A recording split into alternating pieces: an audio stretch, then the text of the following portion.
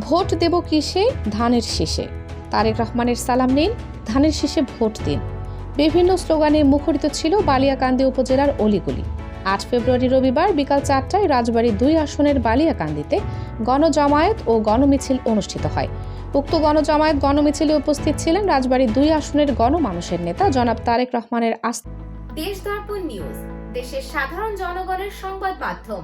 আপনার সংবাদ এবং বিজ্ঞাপন প্রচারের জন্য যোগাযোগ করুন স্ক্রিনে দেখানো হোয়াটসঅ্যাপ নম্বরে। ভাজন ধানের শীষের কাণ্ডারি জননেতা জনাব হারুনুর রশিদ হারুন।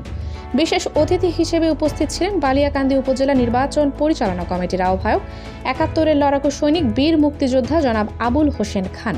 উপস্থিত ছিলেন গোলাম শওকত সিরাজ, সভাপতি বাংলাদেশ জাতীয়তাবাদী দল বিএনপি বালিয়াকান্দি শাখা, গোলাম সারোয়ার ভূঁইয়া, সাধারণ সম্পাদক বালিয়াকান্দি উপজেলা বিএনপি, জনাব ওহাব মণ্ডল, মীর মনিরুজ্জামান বাবু, সাজিদুর রহমান ইদ্রিস সহ বালিয়াকান্দি উপজেলার ৭ ইউনিয়নের বিএনপির অঙ্গ সংগঠন, যুবদল, ছাত্রদল, মহিলা দল, ওলামা দল ও কৃষক দলের নেতাকর্মীরা।